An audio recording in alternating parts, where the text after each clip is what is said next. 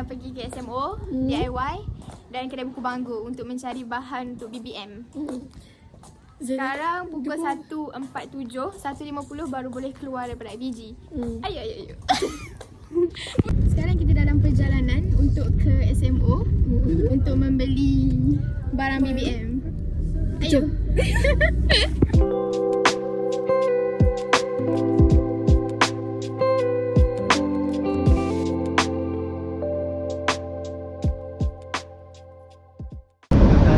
Jadi dah sampai di SMO, jom kita cari barang.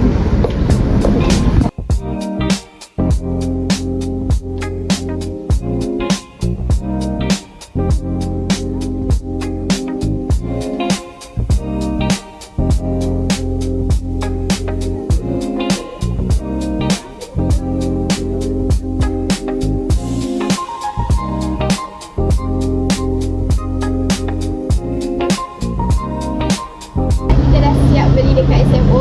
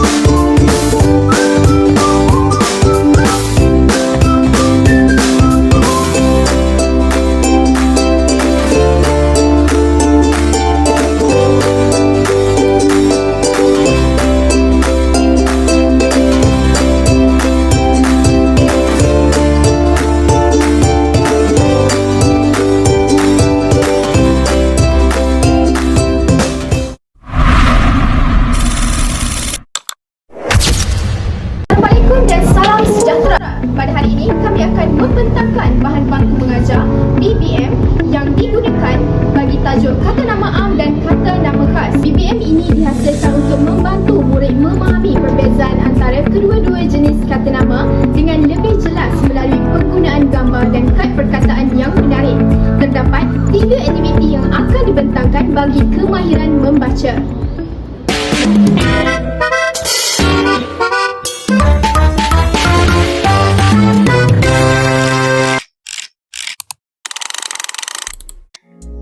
Baiklah, saya akan membentangkan aktiviti membaca tahap 1 yang pertama, iaitu aktiviti memadankan gambar dengan suku kata. Dalam aktiviti ini, guru menyediakan beberapa gambar yang mewakili sesuatu objek atau perkara. Contohnya seperti yang kita lihat di dalam BBM ini, seperti balai polis, balai bomba. Selain itu, guru juga menyediakan beberapa perkataan kata nama khas yang diletakkan di dalam sebuah kotak.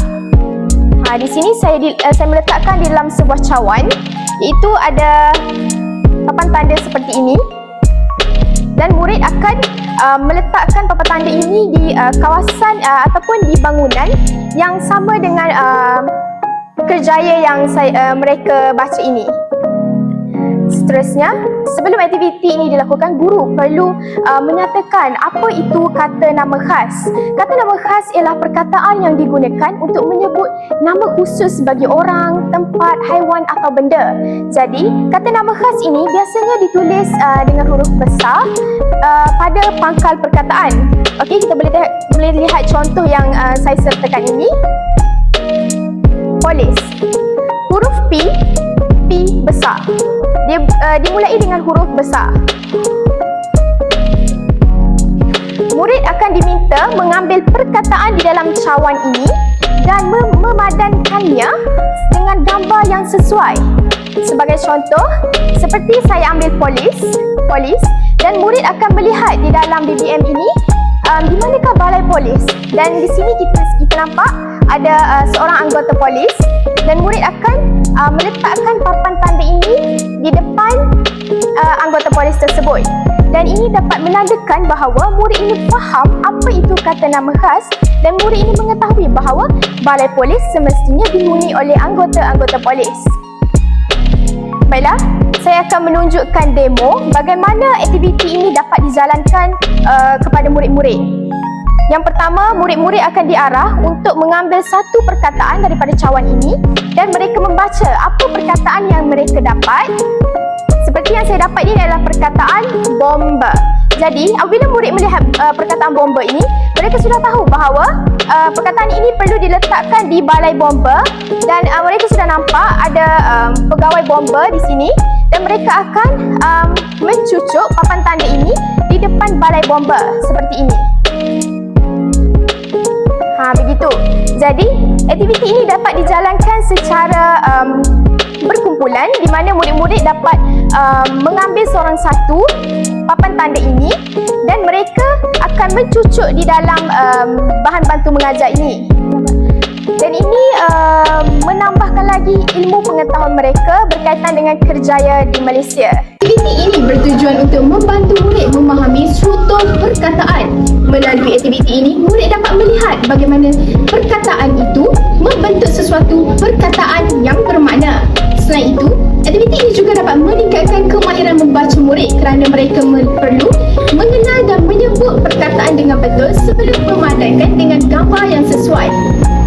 Aktiviti ini juga menjadikan proses pembelajaran lebih menarik kerana murid belajar melalui pendekatan yang berbentuk permainan. Hal ini dapat meningkatkan minat dan penglibatan murid dalam proses pembelajaran. Aktiviti memadamkan gambar dengan suku kata dapat membantu murid memahami pembentukan perkataan serta meningkatkan kemahiran membaca mereka dengan lebih berkesan.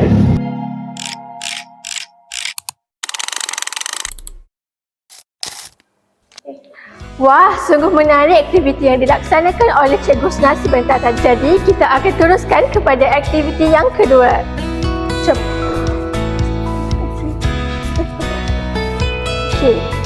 Jadi, saya akan membentangkan aktiviti membaca tahap 1. Yang kedua iaitu aktiviti mencantumkan suku kata untuk membentuk satu perkataan. Dalam aktiviti ini, guru menyediakan beberapa cawan yang mengandungi kad suku kata. Suku kata tersebut telah diasingkan dan dicampurkan di dalam cawan. Jadi, murid perlu mengambil satu suku kata dan mencantumkannya membentuk satu perkataan yang lengkap dan bermakna. Jadi, murid perlu mengambil kad suku kata dan mencantumkannya membentuk satu perkataan. Kemudian, murid perlu lekatkan pada pokok ini. Okey, jadi murid perlu mengambil beberapa suku kata dalam cawan dan membacanya, lalu membentuk satu perkataan yang lengkap. Sebagai contoh, murid mengambil suku kata pa dan perlu mencantumkannya dengan suku kata ku. Kemudian, murid perlu membuka pelekat pada bahagian belakang suku kata pa.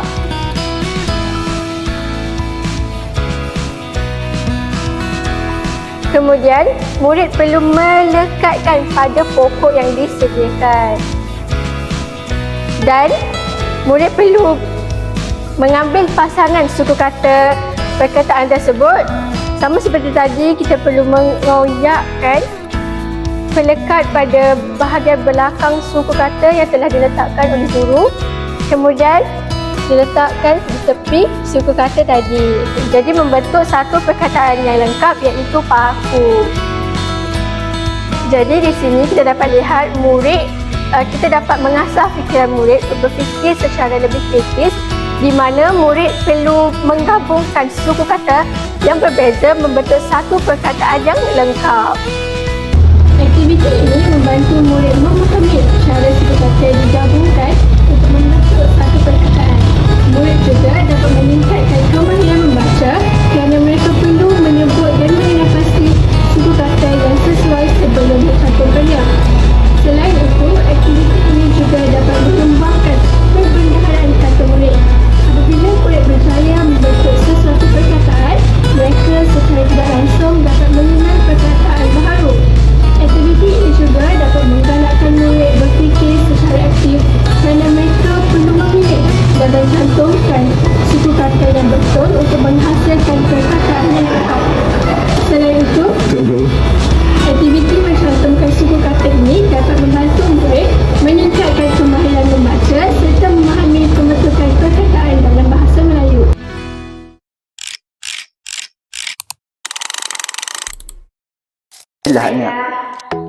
Baiklah, aktiviti kedua telah selesai. Jom kita beralih ke aktiviti yang ketiga. Aktiviti yang ketiga ialah aktiviti mengenal pasti kata nama dalam teks.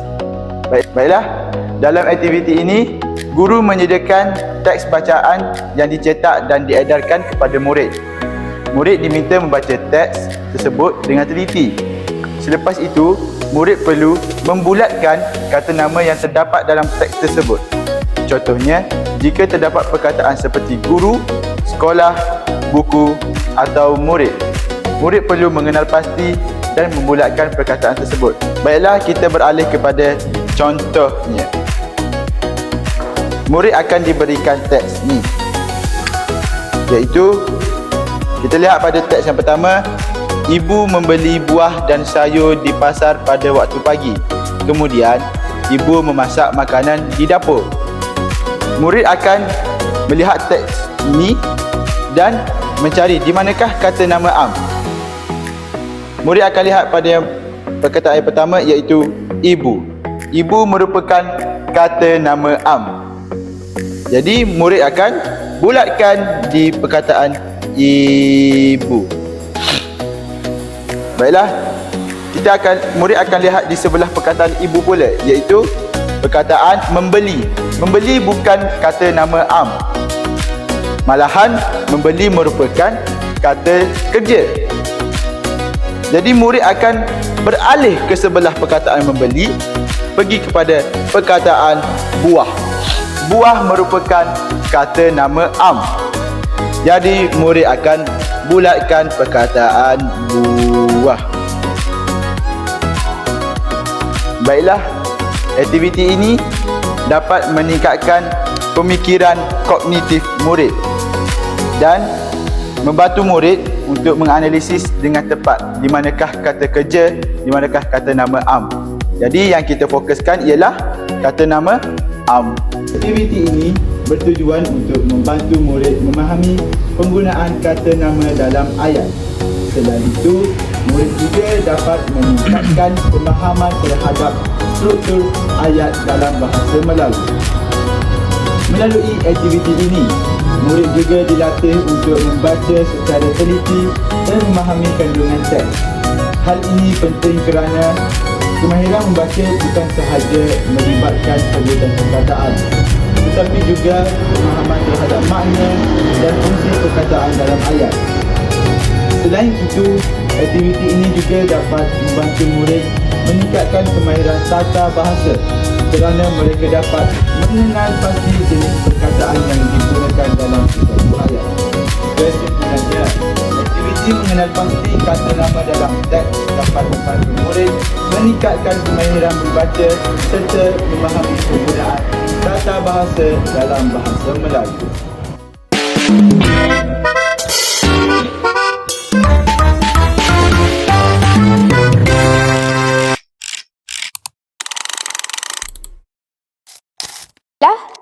Seterusnya, aktiviti menulis. Saya akan membentangkan aktiviti menulis tahun 1 yang pertama, iaitu aktiviti menekap garis lurus, melengkung dan zigzag. Kami berkumpulan telah membuat satu bahan bantu mengajar untuk aktiviti menulis. Dan ianya berbentuk buku dan murid-murid dapat membuka setiap helaian daripada buku tersebut. Dan setiap helaian mempunyai pelbagai aktiviti yang dapat dilaksanakan oleh murid. Okey, baiklah. Kita beralih kepada aktiviti yang pertama. Aktiviti yang pertama ini adalah aktiviti yang sangat menarik di mana ia bertajuk Tangan Kecil Garisan Hebat. Aktiviti ini dijalankan dengan menggunakan bahan bantu mengajar seperti lembaran latihan. Ini lembaran latihan yang mempunyai pelbagai bentuk garisan. Antaranya ialah garisan lurus, garisan melengkung, garisan petak-petak. Okey, dengan aktiviti ini, murid diminta untuk menekap garisan tersebut menggunakan pensel. Okey, tujuan utama aktiviti ini dijalankan adalah untuk melatih kemahiran motor halus murid. Kemahiran motor halus sangat penting kerana ia membantu murid mengawal pergerakan tangan semasa menulis. Berdasarkan aktiviti ini, murid akan diminta untuk menekap garisan tersebut menggunakan pensel. Tujuan utama aktiviti ini dijalankan adalah untuk melatih kemahiran motor halus murid. Kemahiran motor halus sangat penting kerana ia membantu murid mengawal pergerakan tangan semasa menulis. Jika murid sudah terbiasa menekap garisan yang seperti ini, mereka akan lebih mudah menulis huruf dengan kemas dan teratur. Selain itu, aktiviti ini juga dapat membantu murid mengenal arah pergerakan garisan. Sebagai contoh, murid akan melihat pada garisan yang disediakan dan mereka akan menggunakan pensel untuk mengikuti titik-titik secara membulat dan murid akan menggunakan pensel untuk mengikuti titik-titik ini. Jadi aktiviti ini sangat membantu murid memahami pergerakan menegak atau mendatar. Manakala garisan melengkung seperti ini membantu murid membiasakan diri dengan bentuk bulatan dan lengkungan yang terdapat dalam huruf seperti huruf A, C dan O. Ini juga sangat sesuai untuk murid tahun 1 kerana ia merupakan asas kepada pembelajaran menulis huruf. Sebelum murid menulis huruf sebenar, mereka perlu membiasakan diri dengan bentuk garisan terlebih dahulu. Selain itu, aktiviti menekap juga menjadikan proses pembelajaran lebih mudah dan tidak membebankan murid. Murid hanya perlu mengikuti garisan yang telah disediakan oleh guru. Hal ini dapat meningkatkan keyakinan murid dalam menulis. Aktiviti menekap garisan lurus, melengkung dan zigzag dapat membantu murid membina asas kemahiran menulis dengan lebih baik melalui latihan kawalan tangan dan pengenalan bentuk garisan.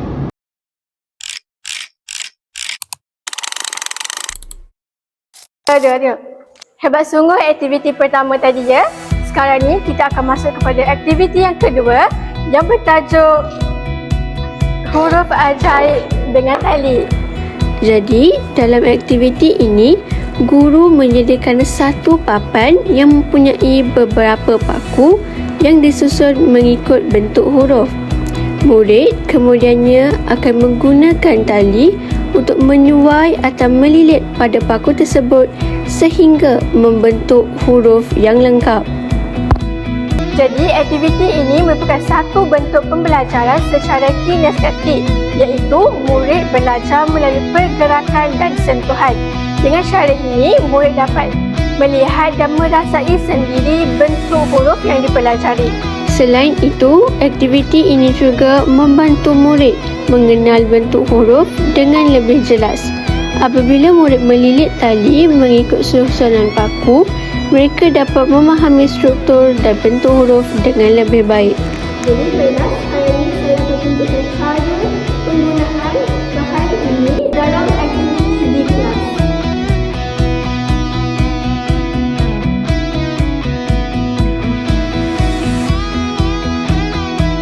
Jadi, cara penggunaannya di sini telah diletakkan paku pada kertas keras. Jadi, murid hanya perlu melilit tali ini pada setiap paku sehingga membentuk huruf yang telah dibentuk.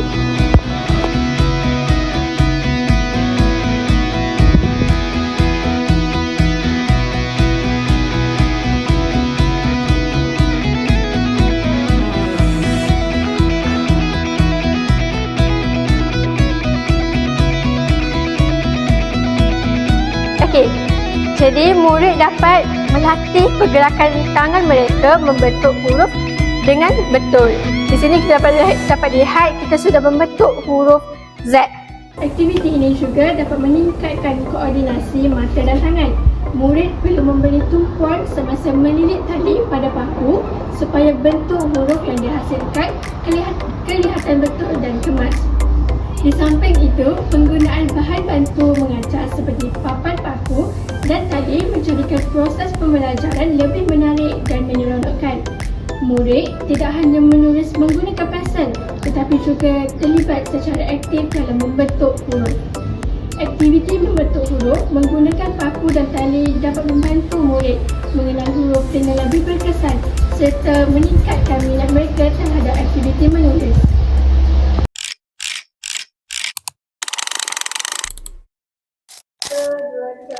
Wah, menarik sungguh aktiviti yang kedua tadi. Baiklah, kita akan bergerak ke aktiviti yang ketiga, iaitu aktiviti pasir-pasir menari huruf terbentuk. Dalam aktiviti ini, guru menyediakan plastik yang diisi dengan pasir. Murid kemudiannya diminta menulis huruf di atas permukaan plastik tersebut menggunakan jari mereka. Aktiviti ini merupakan satu kaedah pembelajaran yang melibatkan pengalaman sensori. Murid dapat merasai tekstur pasir semasa menulis huruf, sekaligus menjadikan pembelajaran lebih menarik dan menyeronokkan. Selain itu, aktiviti ini juga membantu murid mengingati bentuk huruf dengan lebih mudah. Apabila murid menulis huruf menggunakan jari, mereka akan lebih peka terhadap bentuk dan pergerakan huruf tersebut. Aktiviti ini juga dapat meningkatkan kemahiran koordinasi tangan dan mata. Murid perlu mengawal pergerakan jari mereka untuk menghasilkan bentuk huruf yang betul. Seterusnya, saya akan menunjukkan cara penggunaan bahan bantu mengajar ini untuk dilakukan dalam bilik darjah.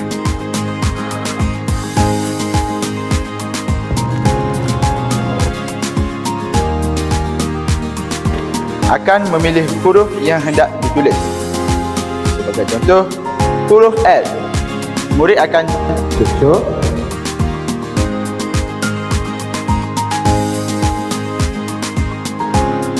L dan tutup di sini lagi.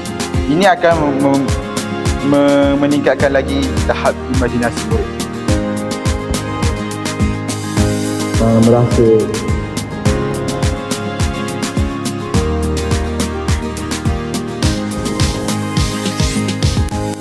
faham pula, kaedah ini sesuai digunakan untuk murid tahap 1 kerana ia memberi peluang kepada murid untuk belajar menulis secara santai dan kreatif. Murid tidak berasa tertekan kerana mereka boleh memadam tulisan dengan mudah hanya dengan menggoyangkan plastik tersebut.